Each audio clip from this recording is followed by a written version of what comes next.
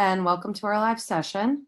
I'm going to go over our startup presentation quickly to welcome you all and introduce you to our program and various opportunities if you have not previously attended our shadowing sessions. My name is Emma, and I am part of the social media team at Pre-Health Shadowing. Thank you all for attending today, and let's get started. Just a PSA, we do have closed captioning for all of our sessions to accommodate all students. This is available on the bottom of your Zoom screen, and if you need assistance enabling the transcript, please DM one of our team members. We are always looking for ways to be more inclusive in our sessions and accessible to everyone. So please, if you have recommendations for how we can improve, you can email us at info@prehealthshadowing.com. If you want to stay in the loop, you can follow us on our social media at Pre-Health Shadowing, and we are active on Instagram and TikTok, or you can sign up for our email list and on our website to never miss a session.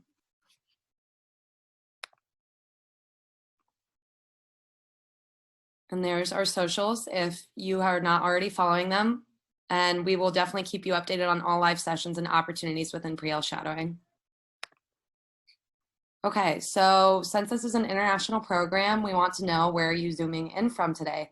Drop it in the chat. I'm currently in Atlanta, Georgia. And if our other hosts want to share where you're from right now. I'm currently in New Jersey, and I see there's a lot of different places that are popping up in the chat right now. Like we have New York, Los Angeles, there's Florida, even Puerto Rico, Santa Barbara, Louisiana, Miami. We have a lot of people from different places in the audience today, so it's great to know that there are people zooming from everywhere. Oh my gosh, I see Ukraine. Wow, this is really exciting. Okay. Thanks, everyone.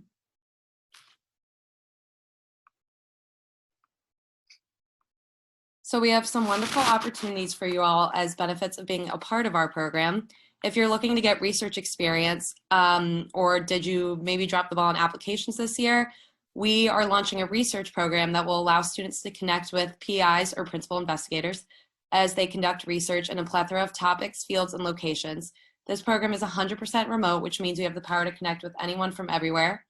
Some of the subsets of research this program offers includes diversity, medical education, student interest, health professional, school matriculation, and mental health, behavioral health. Students will have access to professional connections through seminars, which are one-on-one meetings, and have undergraduate mentors assist them with their projects. With that said, we are also offering the opportunity for students to become mentors in this research program. Applicants are strongly encouraged to possess the following strengths.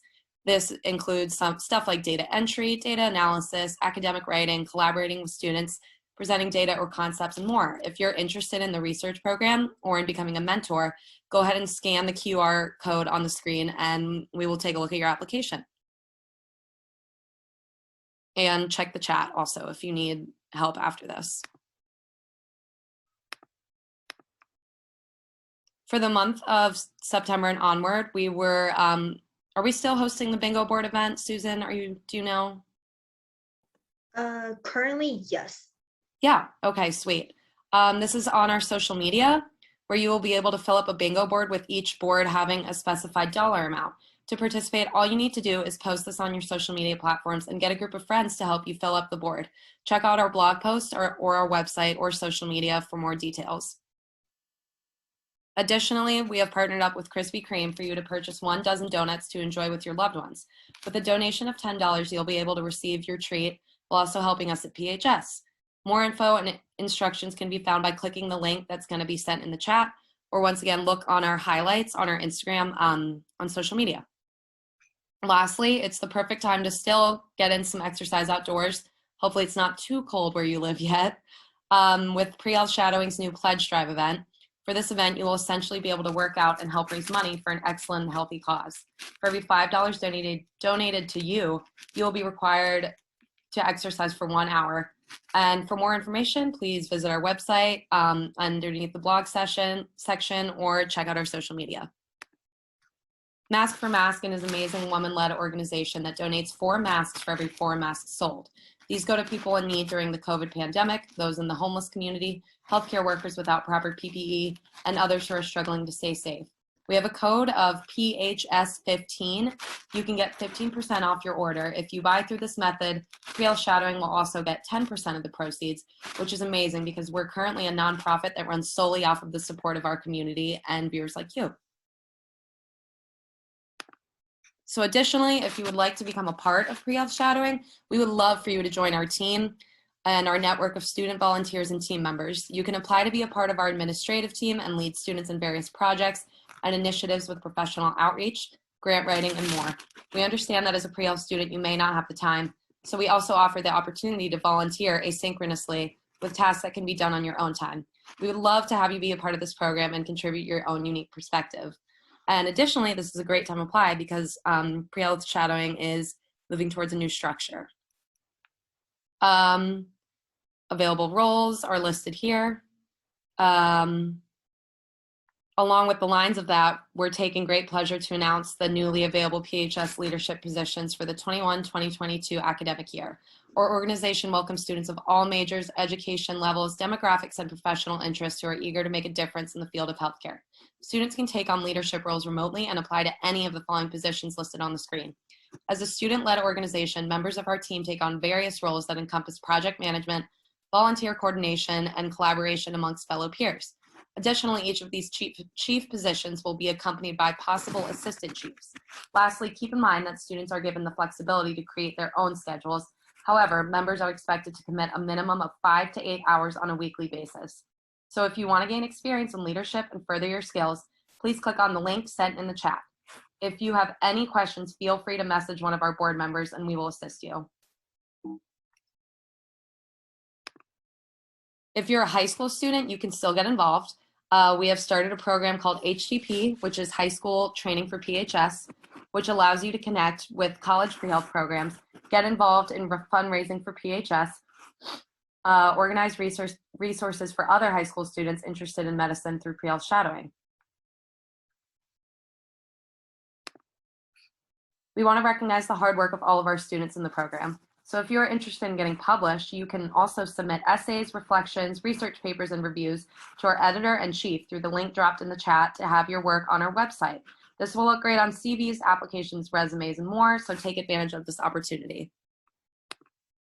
Part of our mission at PHS is to promote diversity, and in order to do this, we have launched an initiative to have monthly panels to celebrate different demographics in the field of medicine. Some of these upcoming events include a series on patient experiences, a COVID-19 roundtable, and international student forum. If you have a mentor, professor, professional that has inspired you and you think could contribute to these conversations, go ahead and nominate them today using the link in the chat. Finally, if you can, we humbly ask that you can donate to our program. As you know, PHS is completely student-run, and we are working around the clock to keep this free and accessible to everyone. Unfortunately, Zoom and our website are not free, so any contribution that you can give would be greatly appreciated. If you are not financially able, we ask that you send this link to someone you think you can, so we can continue to support those who cannot afford the similar opportunities. Okay. You can always drop questions in the chat throughout the talk with our speaker today, and our co-hosts will make sure to ask them during the Q&A of the second half of the session. Take good notes as our professional is going over their presentation, as there will be a chance to take a post-shadowing assessment quiz to verify your virtual shadowing hours. More information will be available on this at the end of the session, so stay tuned. Lastly, if you can, we request that you turn on your cameras. This is by no means an obligation, as we are respectful of different circumstances, but it does help us to feel closer in a time when socially distancing is mandatory. We also request that you make sure to mute yourself, as this will ensure the professional has the complete and full attention from the audience.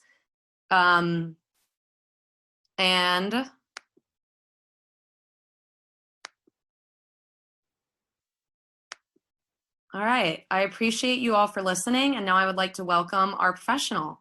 Thank you so much for joining us today, and you may go ahead and share your screen whenever you are ready. So let me go ahead and stop sharing mine. All right, hi everyone. Let me go ahead and share my screen and then I'll introduce myself. All right, if anyone can see my screen, please give me a thumbs up, just so I know. Okay, perfect, thank you. My name is Giae Derisse. I am currently a clinical pharmacist. Thank you guys for having me, pre-health shadowing. I think you guys are doing really great things, making sure people are staying up to date with all the changes in, kind of applications and things like that. And for all the students that are here now, I think you guys are doing a really good thing by going to all these sessions, because it isn't very common that you can have face-to-face with people that are in different fields. So I commend you guys, definitely. So I'll go ahead and get started. So I kind of describe myself as an advocate for pharmacy in general, whether you're a clinical pharmacist working with patients or you're in a pharmacist working in other fields, not with patients, which I'll get into. So our presentation is going to be kind of like a general overview of the field of pharmacy. And then towards the end, I'll hone in specifically on clinical pharmacy, because I feel like a lot of people may not know all the things pharmacists can do. And I think when you're looking at a career, you want to think of like all the options you can do and kind of think about how flexible that career choice is in the event that your life changes or your interests change as well. If you guys ever want to find me, I'm on Instagram, where I kind of document my pharmacy life at PharmD, and then my website is gdpharmd.com. So to get started, of course, there has to be a disclaimer.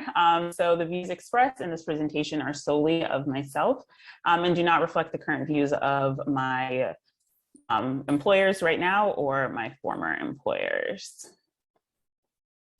So my question was kind of stolen earlier. I was going to ask people where they were from, but it's cool to see that everyone is from so many different places, which is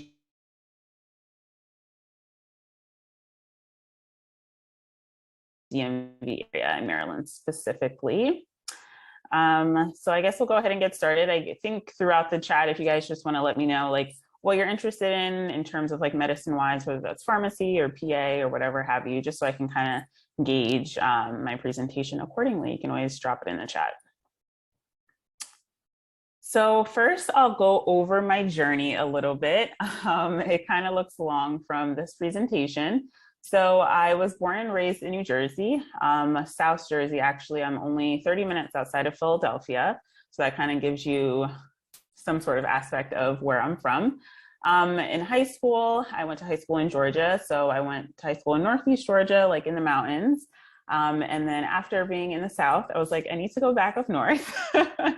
So I went to Rutgers University for undergrad. I majored in kinesiology. It was also known as exercise science and sports studies. So there was a lot of like exercise physiology, a lot of like internships and patient-facing things, which I really enjoyed.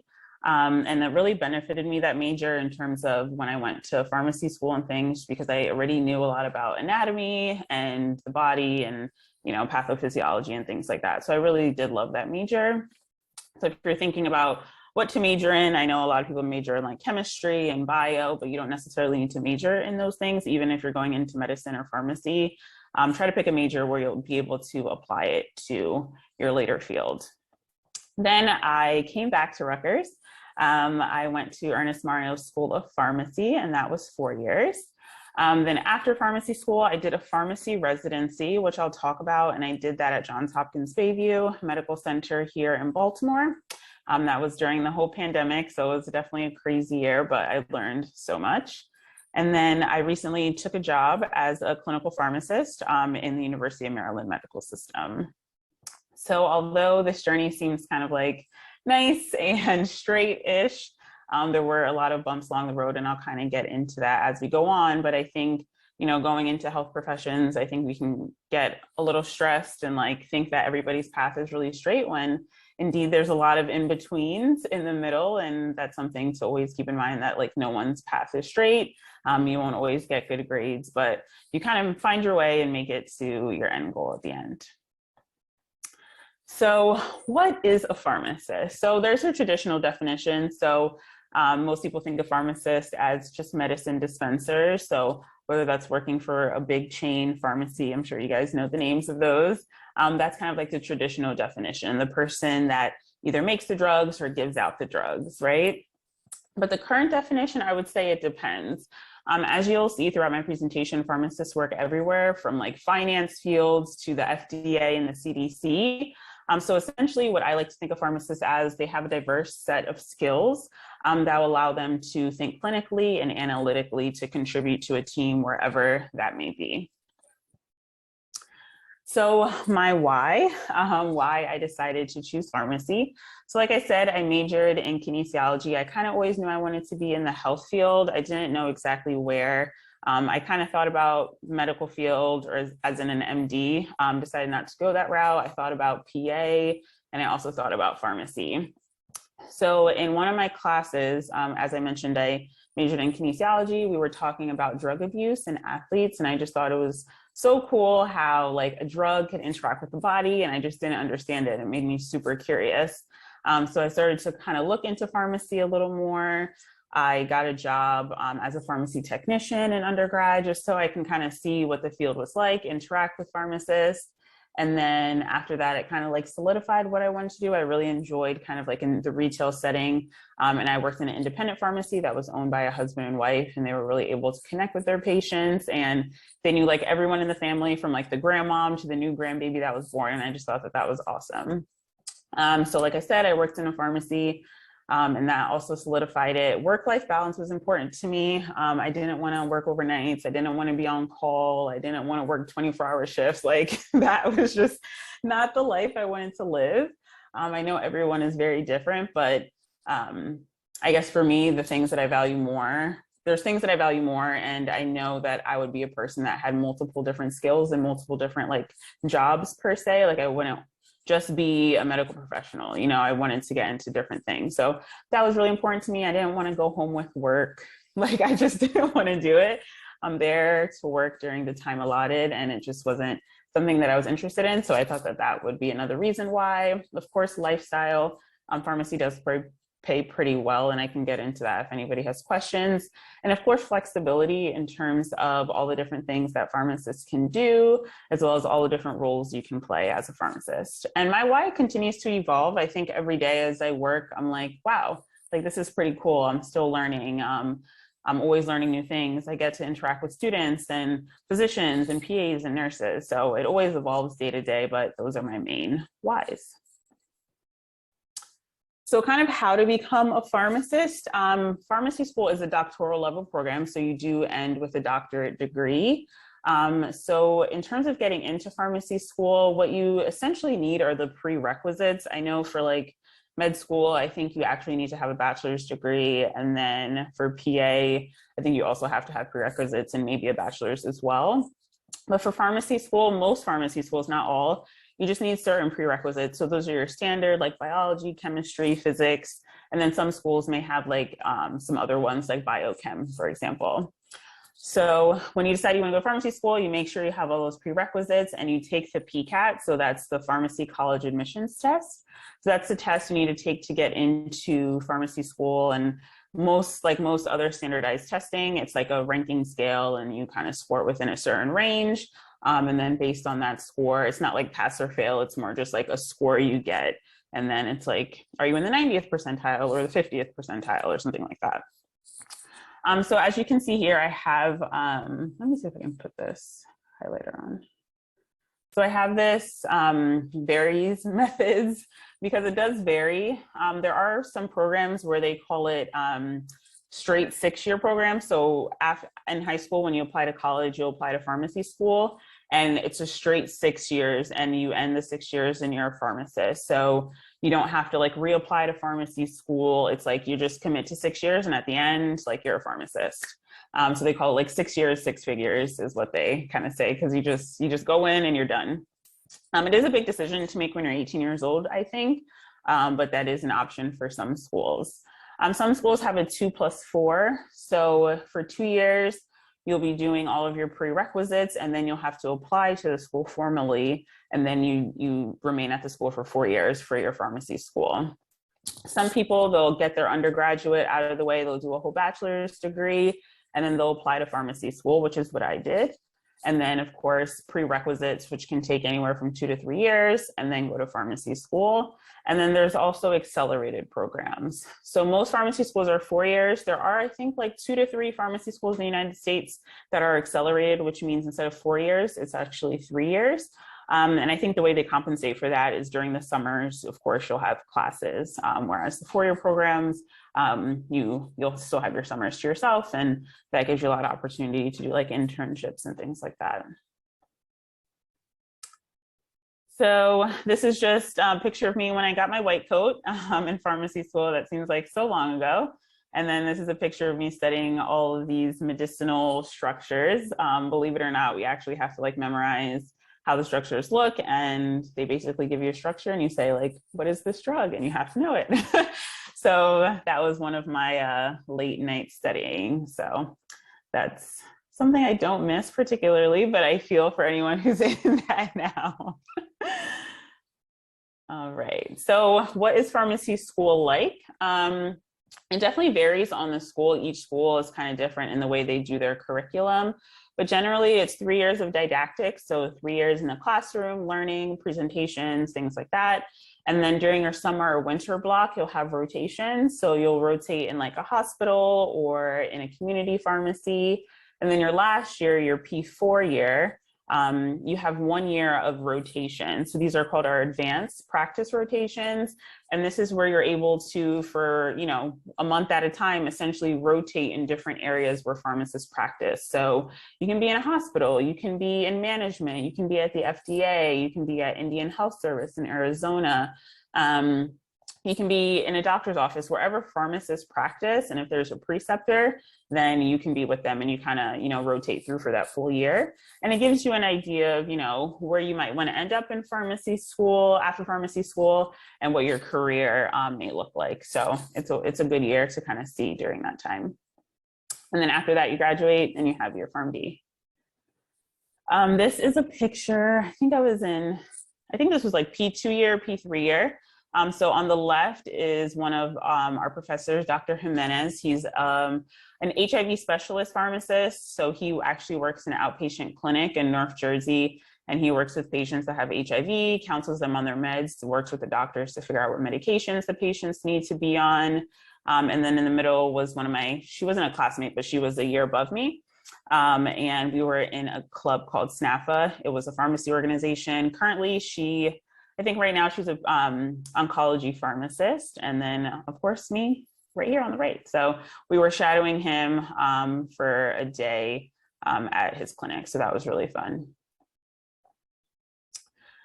So in terms of extracurriculars, I think this will apply to anyone, whether you're going to pharmacy or not, but I think just immersing yourself in extracurriculars is really important.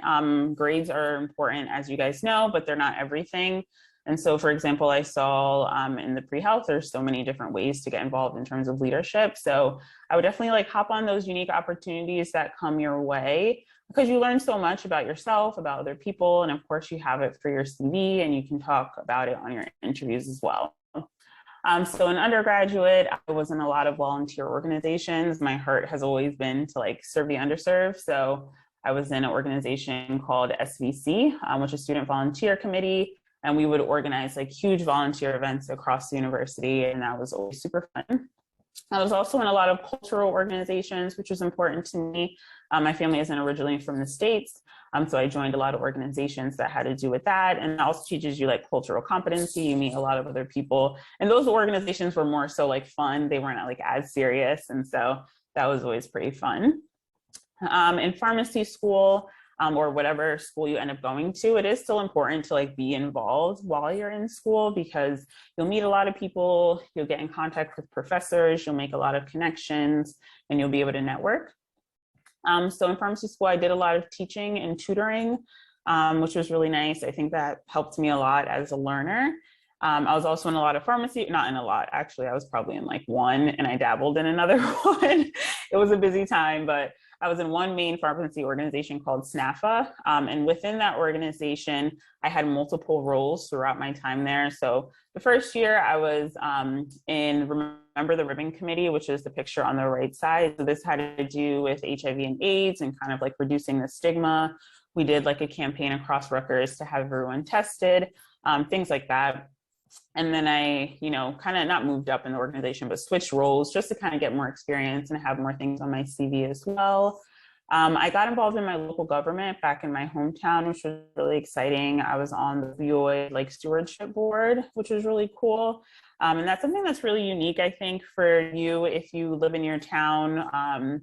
You can try to see if you can get involved in things like that, because I think for one, it stands out and it just will teach you a whole other side of medicine that you don't necessarily always see. But I think as you progress in your field more, you'll kind of see how much government and policy actually shapes the way that you practice more than you think. So it's kind of good to see that head on when you're kind of fresh and you can, remain involved and try to change some of those laws that might not benefit you and your colleagues. The last thing I did was internships. That's pretty cool thing to be able to do if you're able. So I did an internship in public health because that's one of my interests. And then I did an internship in medical affairs at a pharmaceutical company that specialized in skincare as well as skin cancer. So that was a pretty cool experience to be able to do that. And then I talked about this a little bit and I'll talk about it more. But after pharmacy school, I did a pharmacy residency. And still in residency, I was involved. I was in a few Maryland pharmacy organizations where I worked on legislation, talking to senators and things like that, because I really do enjoy policy and public health. And then I was on various hospital committees just by nature of the program. You're kind of put into different hospital committees, such as controlled substances or, working with nurse managers and things like that, just to kind of, make the organization run smoothly.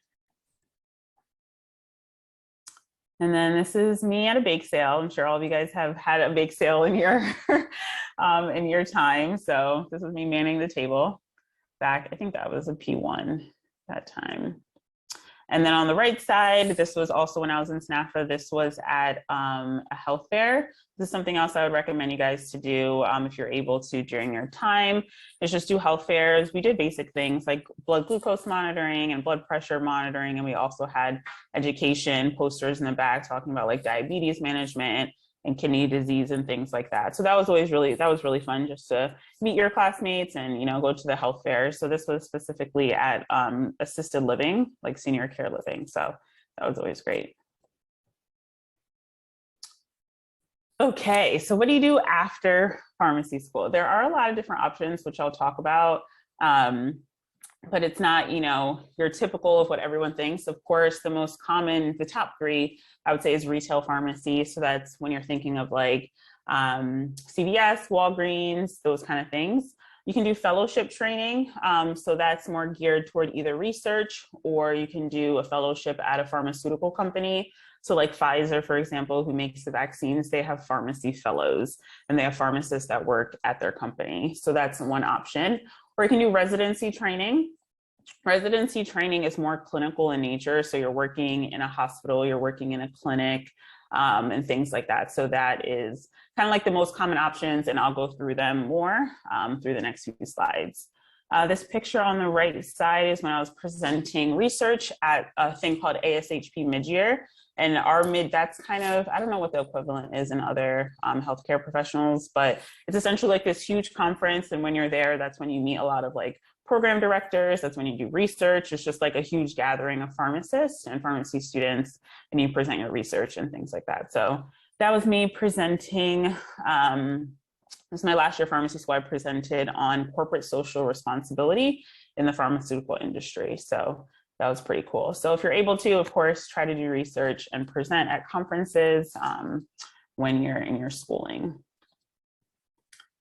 So the first thing I mentioned was pharmacy fellowships. So not a lot of people are familiar with this, but essentially pharmacy fellowships are designed for people with pharmacy degrees or even medicine. They just opened up to medicine a couple years ago to further their experience in the pharmaceutical industry. So the pharmaceutical industry, as you guys may know, these are the players that make our medications, that discover our medications. So like Pfizer, you see Merck, you see Bristol Myers Squibb, AstraZeneca. They're the ones that create, you know, these oncology medications, these vaccines. So within these organizations, there's a lot of different, as you can imagine, areas you can be in. And for pharmacists, they're essentially in every area. So there's pharmacists that are in the clinical development. So that's when the drug is first kind of being discovered and they're doing more research. And then you have pharmacists that are, you know, looking over the clinical trials that happen. So when we're like, hey, we want to give this drug to people in this hospital, the pharmacist is able to review those protocols. Then you have pharmacists that are involved with getting the drug approved. So when you're submitting those huge applications to the FDA, as you're familiar with like the vaccine, submitting for EUA, submitting for approval, there's pharmacists involved in that as well.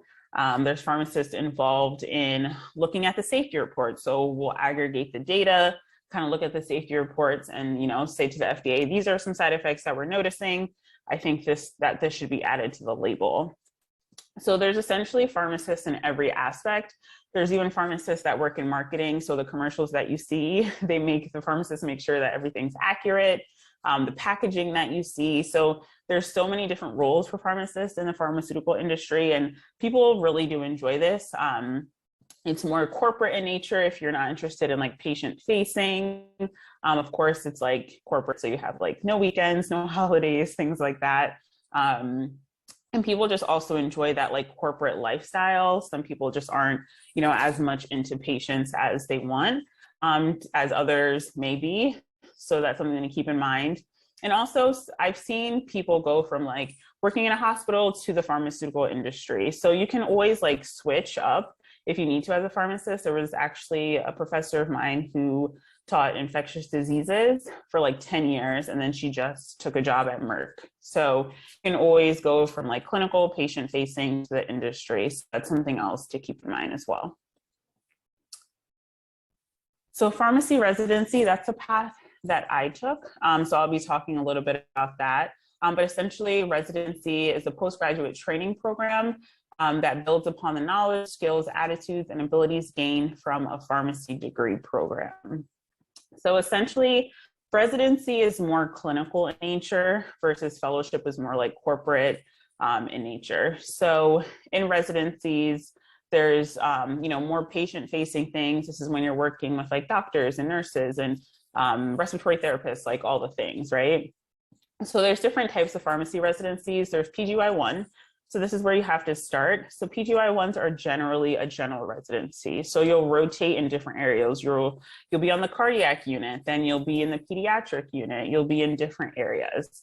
Then PGY2 is optional. So that is if you want to specialize. So people will do a PGY1 and then they'll go on to do a PGY2. There's many different specialties. Pharmacists specialize in oncology, they specialize in pediatrics, they specialize in cardiology, like anything you can think of. Pharmacists also have a specialty there. So the way it works is like once they get a job, they'll be on like the cardiac floor. So they'll be the pharmacist for the cardiac unit, or they'll be, you know, the emergency medicine pharmacist, things like that. And then there's also PGY1, PGY2 combination. So, which is nice because you don't have to like reapply for a PGY2, you're kind of locked in. So those are usually in things like pharmacotherapy, internal medicine, if you want to do like health systems administration. So if you want to be a manager or something like that, then that's an option. So pharmacy residency settings. So pharmacy residencies are everywhere. These are some popular ones that you may know. So these also all have pharmacy residencies. There's over like 2,500 pharmacy residencies across the nation. So Temple, of course, has one, NYU, UCSF, Mayo Clinic, Memorial Sloan Kettering, Kaiser, they're just all over. So if you're ever worried about like, if they're only in a specific area of the United States, they're everywhere. So that is something to keep in mind. So in pharmacy residency, essentially what happens, kind of like I talked about before, you do rotate in different areas. So your residency, let's say, is like 12 months. So for the first 2 months, you're in orientation. And then after that, month after month, you're rotating in different units. So I did like cardiology, I did pediatrics, I did internal medicine, I did ambulatory care, I did academia. So it kind of gives you a general overview of each kind of clinical area. And then if you decide to specialize afterwards, you can specialize. You're also precepting pharmacy students, which is really cool. And you're working on a lot of projects for the hospital system as well. So I think I have some pictures. So this is from my Instagram. I just like pulled everything from my Instagram. So this one on the left, I think this was like my cardiology rotation. That's one of the pictures. This picture is from the vaccine clinic that the pharmacists were put in charge of course. So it's the picture of me drawing up the vaccines kind of when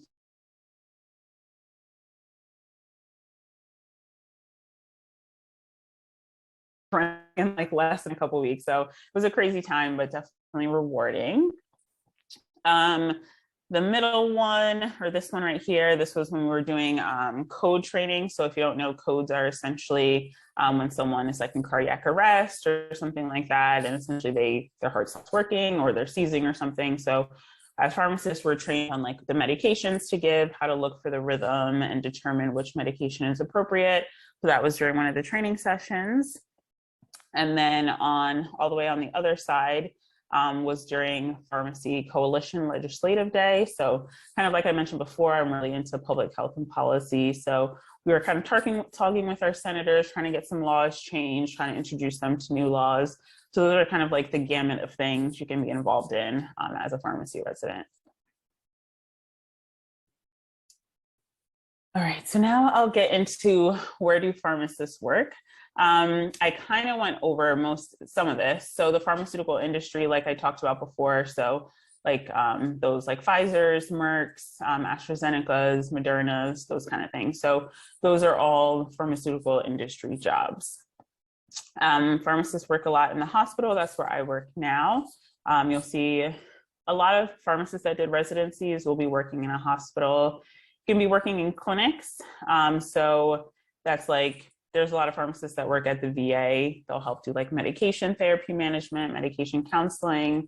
Physician offices is another one. I did a rotation in a doctor's office, and essentially like the patients, they make an appointment with the pharmacist. So they're having an issue with their diabetes. They'll come make an appointment with the pharmacist. We'll talk about their medication management. If anything needs to be changed, we'll order their medications. We'll send their scripts to the pharmacy and things like that. Pharmacists also work in finance. One of my classmates actually after pharmacy school, he went straight to Wall Street, which is pretty cool. So there's a lot of course, like finance companies, tech companies that are interested in healthcare. So you as a pharmacist being able to like analyze those clinical trials and like analyze medications and things, you can give them some good insight. So there's pharmacists that work there. There's pharmacists that work for insurance companies. So like Blue Cross, Humana, Care First, they have different roles there as well. There's of course pharmacists that do research. So this is of course like bench work research as well as research on the general state of pharmacy. There's pharmacists that work in compounding, so they'll actually make specialty medications. So a lot of I worked in a compounding pharmacy for a little bit, and a lot of it was actually pretty interesting because they would make medications for pets. So a lot of times like pets need medications that are specially compounded. So they'd be the ones like making those specialty medications. Of course, academia. So, we have pharmacy professors, of course, we have deans, and then in the US government, pharmacists work as well. So the CDC is a place where pharmacists work. The FDA is a huge one. There's tons of pharmacists, and I have a few friends that work there as well. National Institute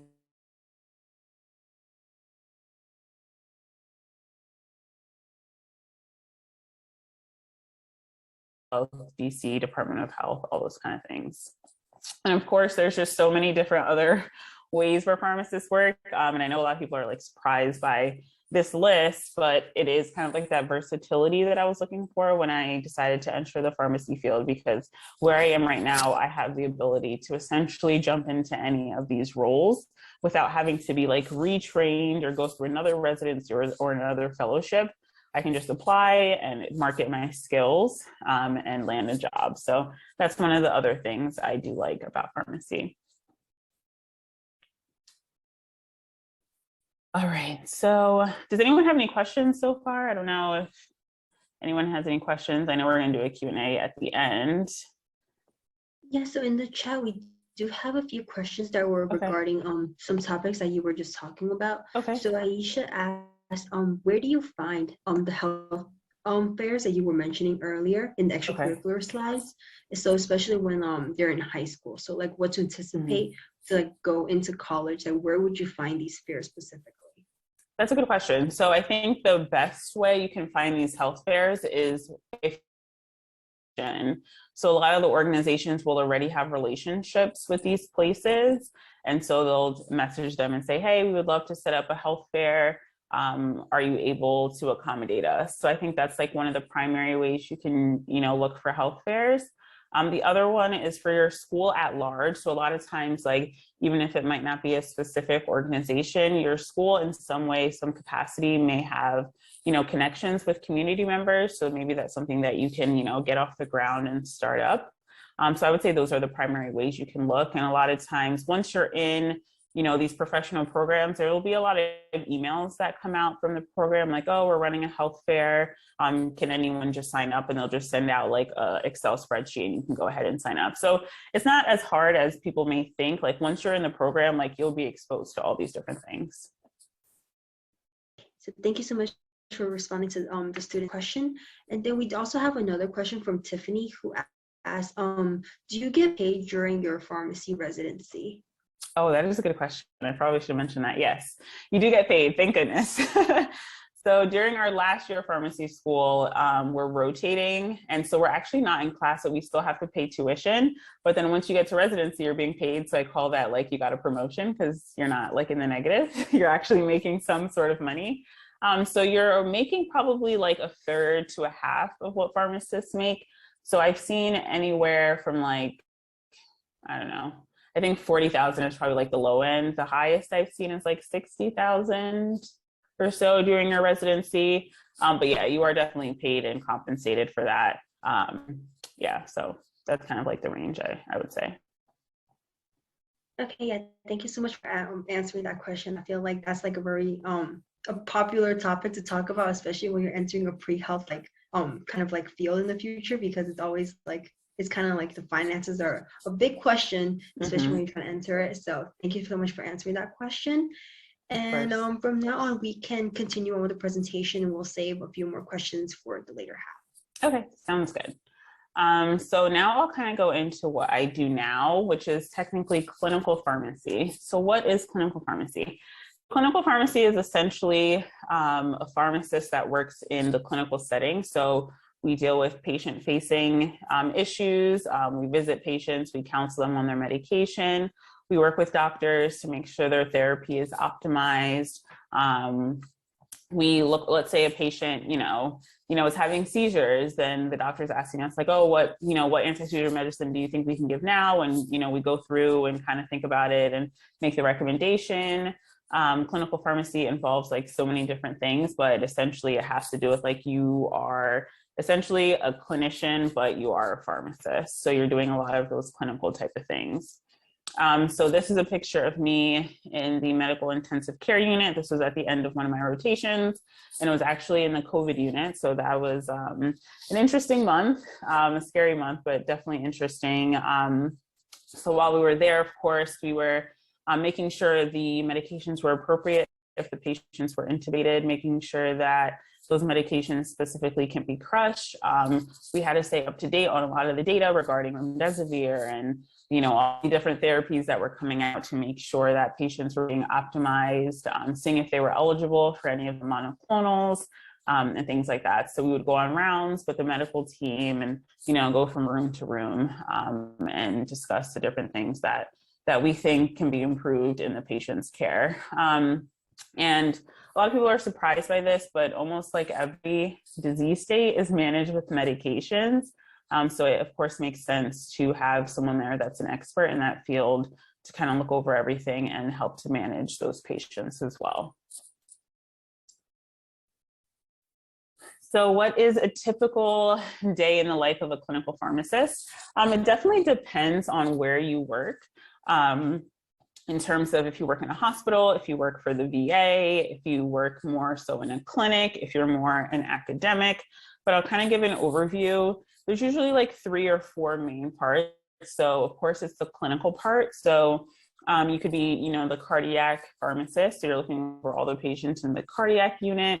You can be assigned to floor. So maybe you're the 5th and 6th floor pharmacist. You're looking over all those patients, making sure the medication is appropriate, making sure if they need renal dose adjustments, because some medications are cleared through the kidney, so it needs to be adjusted if someone's in renal failure. I'm kind of looking through all those things, making sure that the medications are appropriate.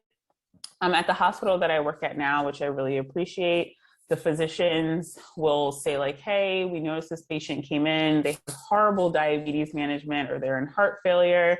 Can you come talk to them about their medications and like how they can manage? So we'll go in the patient's room, we'll counsel them on their medications, talk to them a little bit about their disease state, if they're put on any kind of like anticoagulation, which are essential medications kind of alter the consistency of your blood.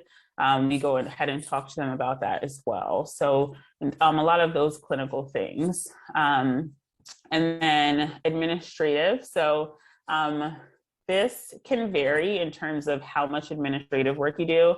Not everybody loves administrative things. Like people don't always love sending emails and like going to meetings, but this is a part of kind of like your daily activities. And if you work for, I would say like an academic medical center, I would say you would probably have more administrative duties than if you know, work for community or something, but each job is kind of different and each specialty as well.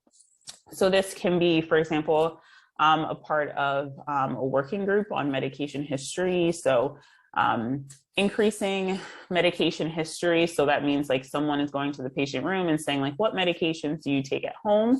That is a part of, it's kind of hard for me to explain, but there's ways that hospitals are kind of graded by the Center for Medicaid Services as well as Leapfrog. And those are basically things that, you know, rate hospitals, and that kind of falls into how hospitals are reimbursed and the financial part of it. So administratively, I'm on that committee to make sure that we're like optimizing the way we do those kind of things so that the hospital performs well.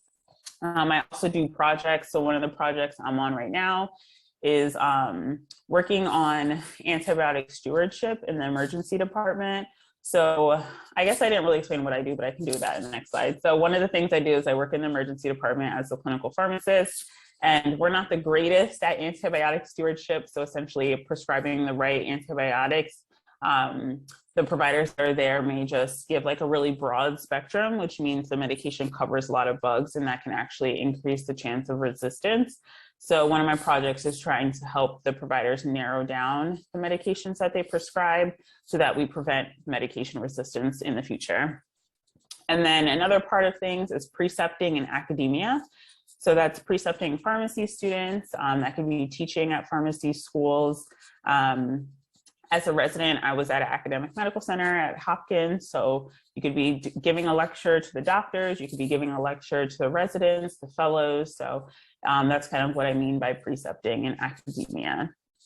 So in terms of what I do on a day-to-day basis, I am a clinical pharmacist. So when I go into work tomorrow, I am assigned a certain floor or a certain unit, whether that's an intensive care unit, emergency department, critical care, and I'll look over all my patients. I'll go on rounds with the team.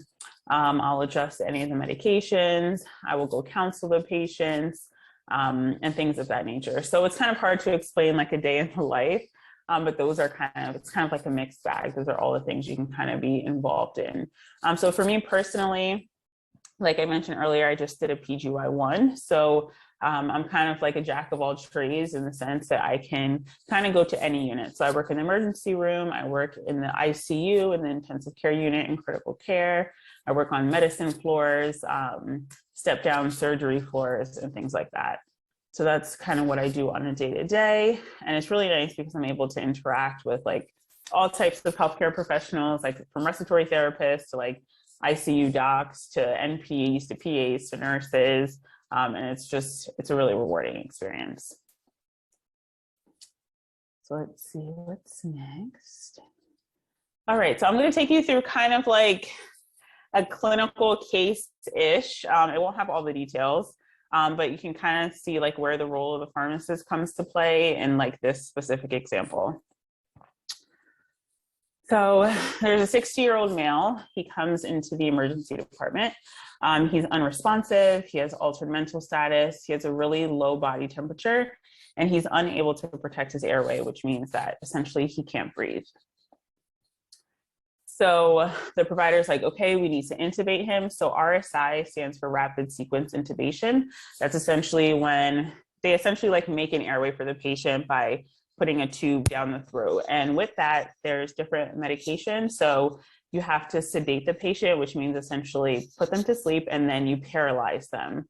So you give a medication that paralyzes the patient. So this is like a very quick process. The R stands for rapid.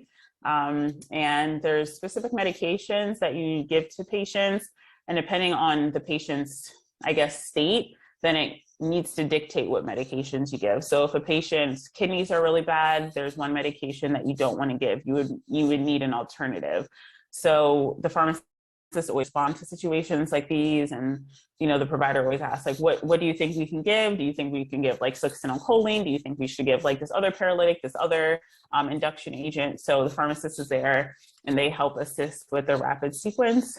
So we give medication recommendations if we think like, I don't think this patient is going to do well with this medication, or this medication is going to wear off too quickly, so maybe we should try something else. Or maybe there's patients like a neuro patient, so they had a brain injury, there's certain medications we don't want to give with that. Then we drop the medications. We have the vial, we have the syringe, we draw it up, hand it to the nurse pushes it, and we continue to monitor the patient's medications in that way. So, in this scenario, no one really understood what was going on with the patient, but we knew we had to intubate them. So then, as the pharmacist that I am, I'm like, all right. And people that are older, you'll hear this a lot kind of as you go throughout your career, that a lot of things that happen do have to do with medications. Like if you're noticing something is a little wrong with a patient, then like always take a look at their medication list, because it could be like a side effect or some sort of withdrawal. So I go to this portal that we have as pharmacists. We're able to look up all the prescriptions that patients fill. So the pharmacist looks it up. She sees that the patient's on Keppra, so that's an anti-seizure medication. Synthroid, which is for your thyroid, and then the pharmacist also sees that the patient is on Xanax, so essentially that's for like anxiety. So you're trying to like piece together what this could be, right? Like if she's on Keppra for anti-seizures, maybe this man had a seizure. If they're on Xanax, did they overdose? Like what could have possibly happened, right? Or if they're on Synthroid medication, then are they having some issues with their thyroid? So essentially, the pharmacist, when they went to go look up the medications, they were able to see that the patient actually hadn't filled these in over a year. So this patient, actually had this history of seizure disorder, history of thyroid issues and anxiety, and they hadn't filled any of their medications in a year. So the pharmacist, of course, verbalizes this to the doctor, and she's like, hey, this patient's on anti-seizure meds and on Synthroid and Xanax, but they haven't filled it in a year. So the first thing you do, you're like, all right, maybe they mix something with opioids. So you're like, okay, let's give Narcan. So I'm sure you guys are kind of familiar with Narcan that reverses opioids.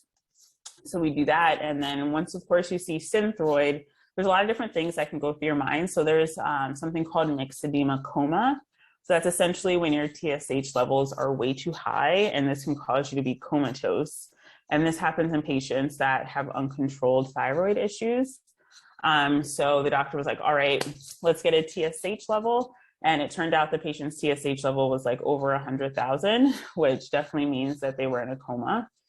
So from there, we were able to start the perfect medication, which is IV Synthroid. We give that IV, and then we transition to PO, and the patient's able to take medications by mouth. So just from that like simple thought of going to the patient's medication history, we were able to order the correct lab and figure out what was right with what was wrong with the patient.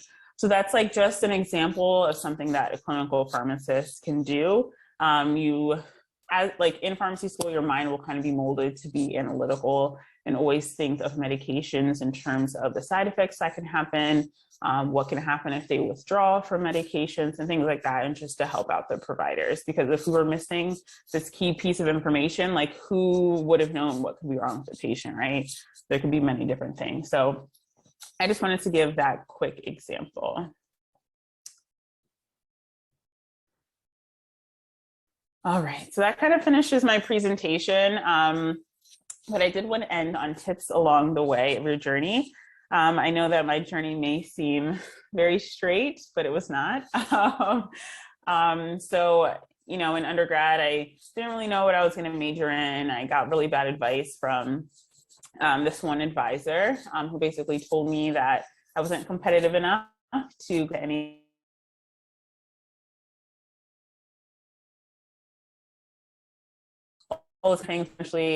eventually I picked myself up, applied to pharmacy school, and got into Rutgers, which is probably one of the most competitive pharmacy programs. And then I essentially, you know, moved on and went along my path. But of course, in undergrad, I got a C in Orgo. So if you're in Orgo right now, definitely don't be sad about it. I got a C in Orgo. I had to drop physics the first time. Like, there's so many bumps that I've had along the way. And they essentially haven't stopped me from being able to accomplish what I set out to do in the first place. And no one asks me now, like, how did you do in physics when you were in undergrad? Like, no one asks me that, and no one cares, right? It's like, can I do my job and can I do it well? So I know it's a lot of stress that happens, like, especially when you're trying to apply for all these programs, and it seems like you have to like save the world in order to be accepted into some of these programs. But you know, I think that you just have to give yourself grace and do the best you can.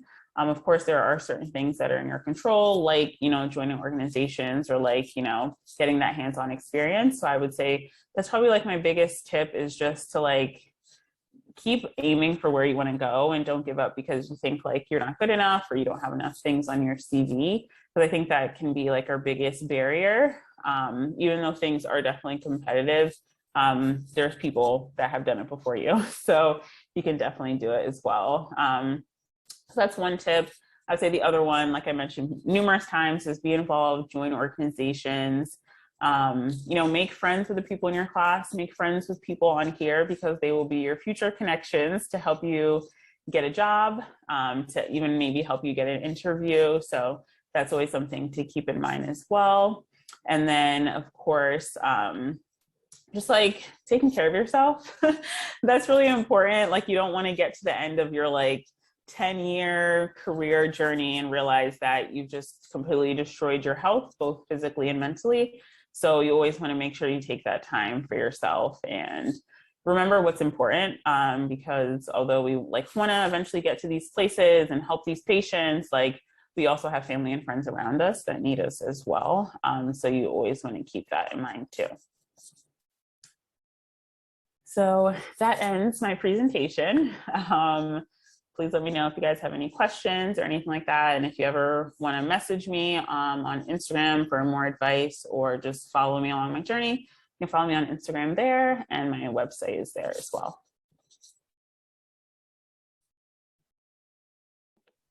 Okay, thank you so much for the presentation. It was very informational. I think we all appreciate just the information that you've given us, so like your journey and just all the advice that you've given us. More importantly, just like know that even if you do encounter a few obstacles in the way, that you're still able to achieve in the end. Like, for example, you said you weren't able to do that well in Orgo, but it's fine because look, you're here now. So just it's fine as long as you keep the perseverance going, and just know that you can believe in yourself and just push along the way. So thank you so much for the presentation. And right now we're going to shift gears a little bit and go into a Q&A session. So throughout the live session, we have been collecting a few questions from our audience members, and we're going to ask that right now. So I see over here, our very first question is, would you recommend pre-med students to become pharm techs for the sake of like the experience?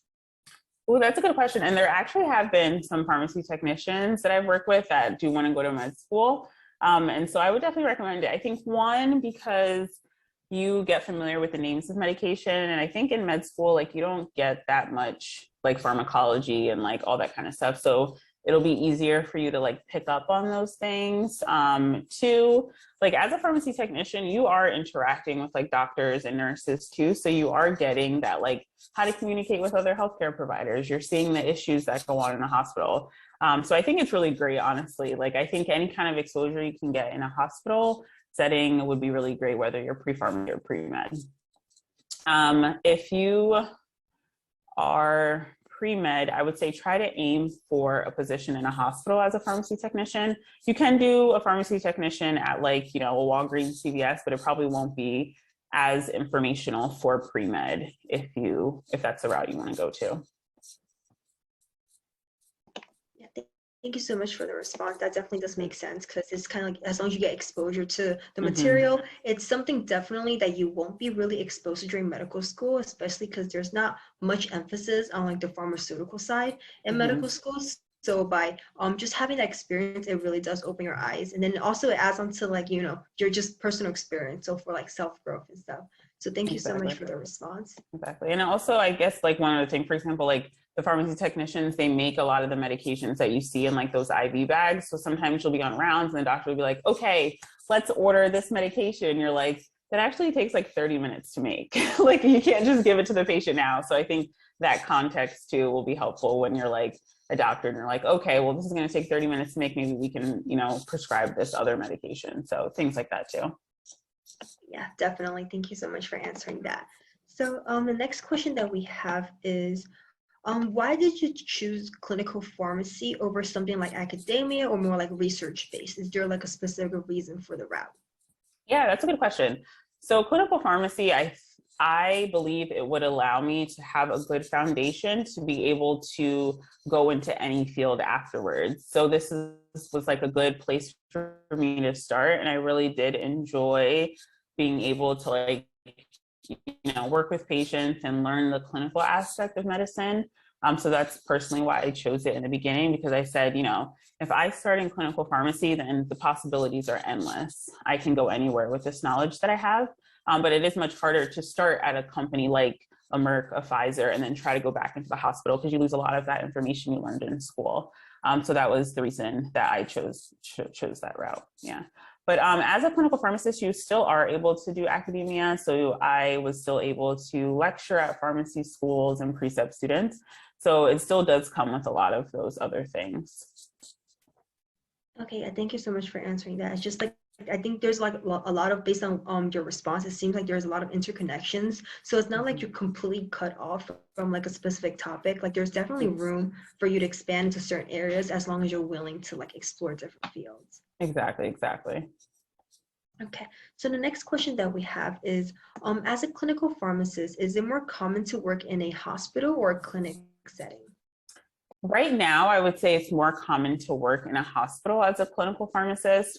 The way kind of pharmacy is changing and shaping, there are more pharmacists that are working in clinics. So that's what we normally call our ambulatory care pharmacists. So they work in like heart failure clinics, they may work in diabetes clinics, they could work for the VA like I talked about earlier. So it is becoming more common for pharmacists to work in clinics or doctors' offices.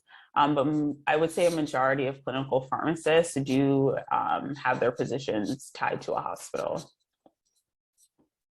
Okay, thank you so much for the clarification on that.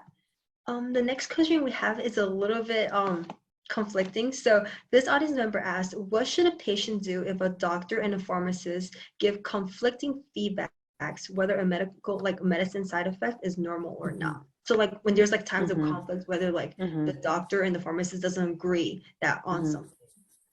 Yeah, so if the doctor and pharmacist don't agree, usually they kind of try to handle that like before they get to the patient. But I think that in medicine, I don't want to say it's common, but like medicine is always changing. There's always new studies. You'll find a study that says like this medication is perfectly fine. You'll find another study that says we have concerns. So there can be different viewpoints, but I would say what the patient should do is they should probably make both parties aware, like, oh, like I was talking to the physician and he said this. So maybe the pharmacist can kind of like try to reason out what the physician was saying and explain it that way. Because sometimes since we know the drugs in like so much more detail that we we're able to kind of like cipher through like, okay, maybe the physician read this study, or maybe this is what he actually meant. So that can be, you know, something that can happen. So it's more so the patient should probably just speak up and say like, oh, I heard this, like, what do you think? To be able to kind of like resolve that conflicting information. Okay, thank you so much for the response. So another follow-up to that is it's kind of like tied together. So how do you exactly keep up to the date with like the new prescriptions and drugs coming out? Just because it feels like there's always something new every other day with all the commercials and stuff. So how do you keep track of that and just like incorporate that into like your current knowledge? Yeah, so that is a really hard part that I'm still working on, I think, now as a like real life in the hospital pharmacist, because in the hospital, there's certain medications that you use in like outpatient and in people's everyday life, there's medications that come out all the time that you'll never see in the hospital. So that's something that I'm continually trying to work on. I think one thing you can, like I do, is I subscribe to a lot of like email lists that'll have like updates. So they'll email you every morning with like any updates that have happened, any new drugs that have been approved. And what you can do is kind of just read a quick synopsis. Usually drugs are categorized into different classes.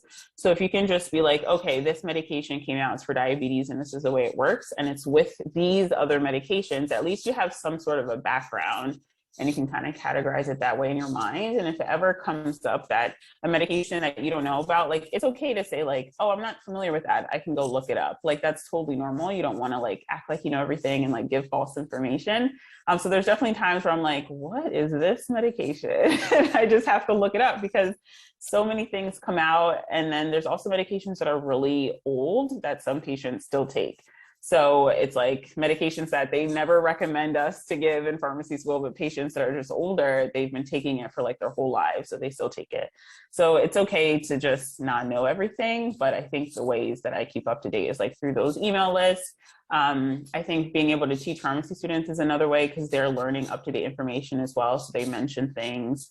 So those are most of the ways that I'm able to keep up with that. I'm also a very avid podcast listener, and there's a lot of pharmacy podcasts, and there's also like medicine podcasts too. So those are other ways.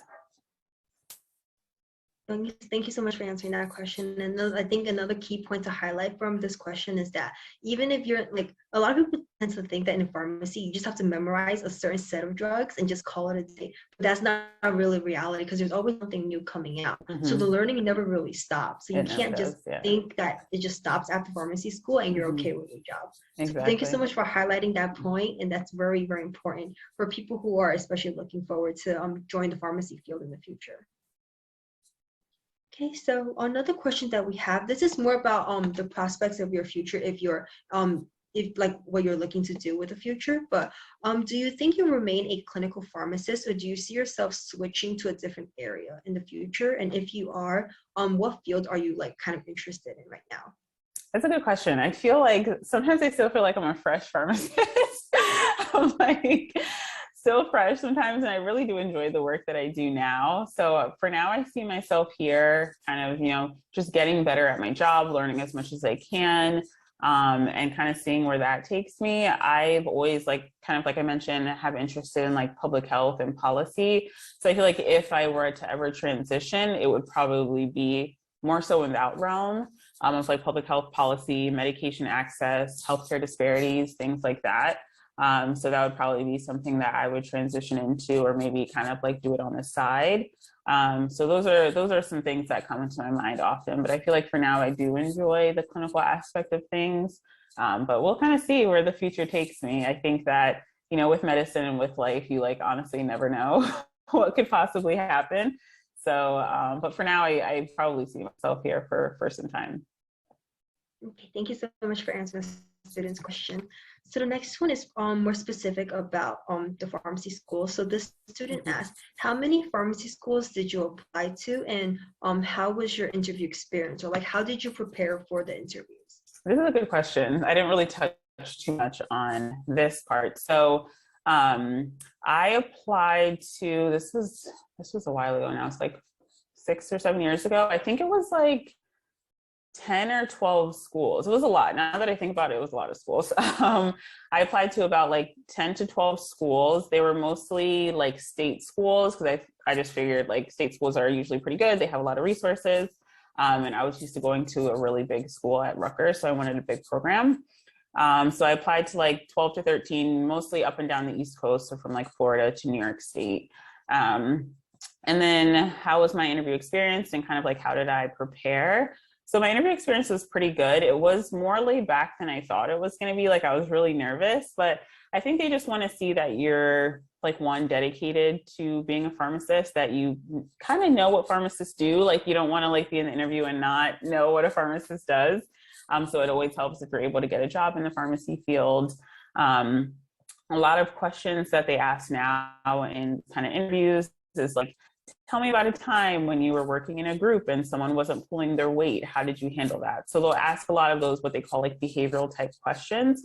So if you are preparing for an interview, I would literally Google behavioral interview questions. And a lot of those questions will come up and you're able to prepare that way. Always try to connect, if you're looking for advice, I guess always try to connect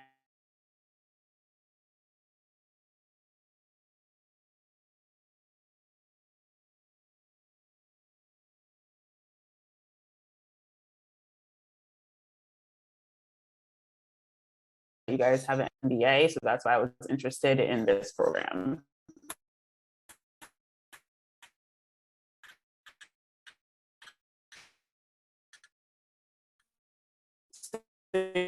Always wanted to attend them, so I got into most of them, which was really exciting. Even after that advisor gave me really bad advice, and then I ended up choosing Rutgers because it just made the most sense, like life-wise and of course finance-wise. Like none of these schools are cheap, you guys. So keep that in mind when you're like applying and deciding what school you're going to go to. Like most schools are good, especially most state schools, and you're going to leave with the same degree. Like you don't want to pay twice as much. So I'm an advocate for state schools, especially if it's a good program. So that was one of the reasons why I chose Rutgers. Yeah, thank you so much for sharing your experience with that part. And it definitely does help a lot with like the interview, because I feel like a lot of students are very nervous with the interview because it's like a big substantial portion and it's like face to face. Yeah. So thank you so much for sharing your advice on that part. Sure. Okay, so we have another question. This is pertaining more towards the advice that you gave towards the end. So have you ever personally experienced burnout? And if you did, how did you manage it, or like how did you like try to remove it? Yeah, so residency was probably like one of the hardest years ever. So as a resident, so they say like 1 year of pharmacy residency equals like 3 years.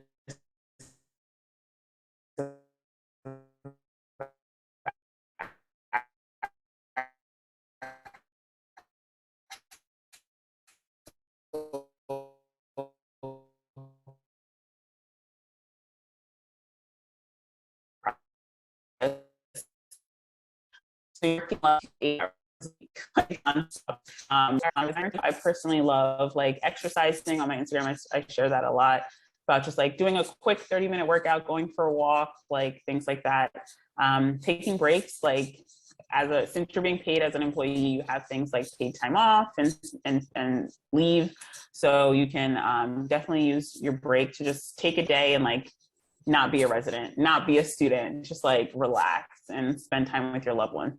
So those are ways that I would say were the ways that I was exercising and loved ones taking time off. Thinking, oh my God, how can I go a day without seeing? Like you do it. We'll be there, we'll always be there, but you only like a certain amount of time. Okay, so we have another question coming in. It says, so working as a clinical pharmacist, do you have rotative work hour shifts like a medical doctor?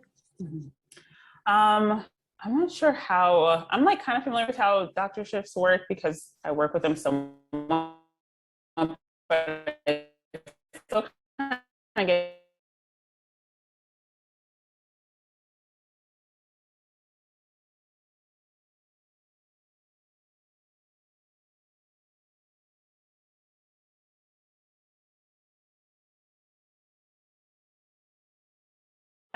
so you'll work from like 7 a.m. to 1:30 or whatever 8 hours is. There are some pharmacies in a hospital, or most hospitals, rural hospitals, they may not be open 24/7, but most pharmacies within a hospital are open 24/7. So there are some like shift pharmacists that work overnight. They may not be like clinical, they may be more like a staffing pharmacist. So that's like another option. But most of the time, clinical pharmacists are like your regular like 8-hour day. I personally don't work 8-hour days. Instead of doing 5 8-hour days, I actually do 4 10-hour days, which I really like. So I only work 4 days a week, and I always have like a long weekend. So I really like that. So it kind of depends on where you work, but it isn't like rotating hours. I hope I answered the question, because I'm not really sure how medical doctors, how their shifts work, but we don't do like, it's not common to have a pharmacist work like 24 hours or stuff like that. Like that's not really something we do. Okay, yeah, thank you so much for clarifying that point. Now we have another question. This is more pertaining towards residency. So how many days do you get off in a year during your residency program? That's a good question, and that's something to pay attention to, whether you're going to be a medical resident or a pharmacy resident. Each hospital is going to be different. So normally the way kind of like work life works is that like you work a certain amount of time, and as you're working that time, you're accruing time off. So let's say you work like a 40-hour work week. So for that 40-hour work week, you've earned like, I don't know, 16 hours of time off. So that's like 2 days of work. So in my residency during the year, we actually were eligible for 20 days of time off. But in order to fulfill our residency requirements, which means being there enough days, we were only able to take, I think, like 13 days off. So, and the rest of the PTO would be paid out at the end of the year. So most programs will be around like 10 to 14. There are some programs that are really low, like 5 days off, which I would count as a red flag. Like they should give you the days that you've earned and worked for. So for me personally, it was like 13. I think it was like 13 days off, and I used every single one of those. But that was for my hospital. Every hospital is going to be different though. Okay, thank you so much for responding to that. And actually, that was our very last question. But she's the students asked for a clarification on that. She says, I'm sure, did you say to me 13 days off a year or 13 days off a month? A year. Okay, yeah, I was expecting. Okay, all right, just a clarification. Yeah, a year. So I guess this is 13 days off, like work days. Like this doesn't include like weekends. Like weekends I had off. I worked every 4th weekend, but like that doesn't include weekends. So like I had normal off like on Saturday and Sunday. And then during the work week, I was able to take like 13 days off in a year.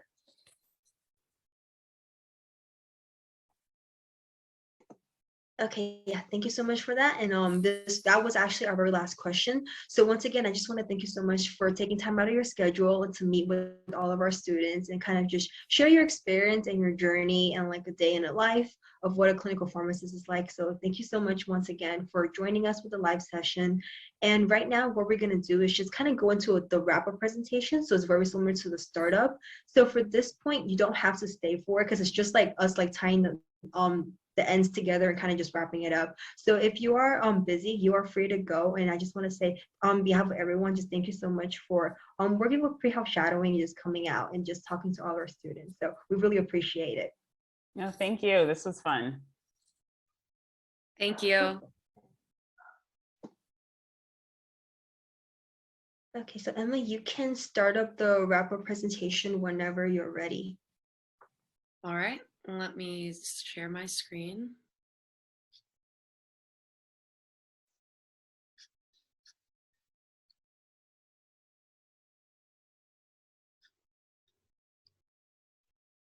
Okay, can everyone see? Yes. Thank you.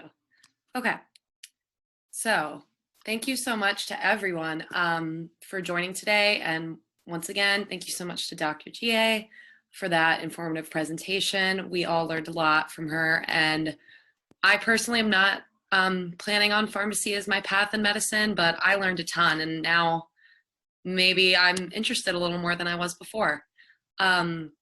So considering this, we would like to encourage all of you to reflect on the session today as well. What brought you to the session today? What are 3 major takeaways you got from this presentation? And what do you want to learn more about? So this writing or reflection is not required, but we do encourage you to submit it to our website for publication for recognition of your hard work and enhance future applications.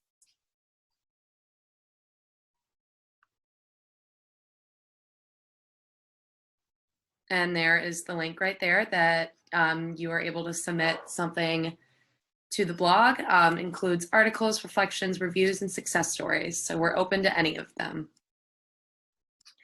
I would like to mention once again that Pre-Health Shadowing is launching a research program that will allow students to connect with PIs or principal investigators as they conduct research in a plethora of topics, fields, and locations. This is 100% remote, so you can participate from anywhere. And this is an 8-week program. For more information, please fill out the interest form sent in the chat below. We will get back to you as soon as possible with more details. Once again, our bingo board event is still going on, where you are able to fill up a bingo board with each board having a specified dollar amount. To participate, all you need to do is post this on your social media platforms and get a group of friends to help you fill out the board. And this is available on our Instagram stories and our highlights. Once again, also, if you would like to receive a dozen donuts while also helping PHS, you can visit this link, and more information and instructions can be found by visiting that. Another reminder that it's the perfect time to always add in exercise, and this is our pledge drive event, and you will be able to work out and help raise money for an excellent cause. For every $5 donated, you will exercise for 1 hour. For more information, you can visit our website underneath the blog section or visit this link. And finally, if you want to learn more about pre-health shadowing and get involved in our program, we definitely encourage you to visit our website. You can become an asynchronous volunteer to get certified volunteering hours through professional nominations, graphic design, social media promotion, and we are also accepting team member applications if you want to take on a more active role to lead projects and initiatives to be up here with us as well. And we humbly ask if you're financially able to donate, since we are a nonprofit program and it costs money, a lot of money, to keep our program up and running and to use all of the programs that we use. So if someone you know can afford to, or if you can, please support those who cannot by donating to our organization so everyone can continue to get the education they deserve. Otherwise, we simply ask that you just spread the word about pre-health shadowing to reach as many students as possible and help other students get free, verifiable shadowing hours. So now for the part we've all been waiting for, earning a digital certificate for the virtual shadowing hours that you have acquired from today's session. So you will go onto our website at prehealthshadowing.com, find our professionals course page. Next, you can take our quick 10-question multiple choice quiz based on the content from the session today. You'll have 30 minutes per attempt to earn a 70% or higher to get your certificate. We know that sometimes technology can be difficult, and for this reason, allow 2 attempts to take the assessment. But if you run into any difficulties, please go ahead and contact us. To ensure that our website does not crash from a high influx of students, we recommend waiting 30 minutes to an hour after the session to take the quiz, which will be open indefinitely. Once you have passed, you can click the Finish Course button at the bottom of the Professionals page and download your certificate to verify your virtual shadowing hours. If you missed a part of the session, or if you'd like to go back and review more before taking the quiz, or review other sessions to earn more certificates with verified virtual shadowing hours, you can go to our YouTube channel and watch our previous recordings that are all posted on there. You can also find them via the professional pages on our website and take the post-shadowing assessments for these as well. And once again, this session will eventually be posted as well if you'd like to watch any of the session that you need to review again, or anything you may have missed today. Be sure to follow us on social media or subscribe to our email list for the latest updates on upcoming sessions and events. We definitely have some more speakers upcoming in December before the end of this year. So thank you for joining us today, and please stick around if you have any questions or technology issues, and myself and the other team members will be happy to help try and answer them.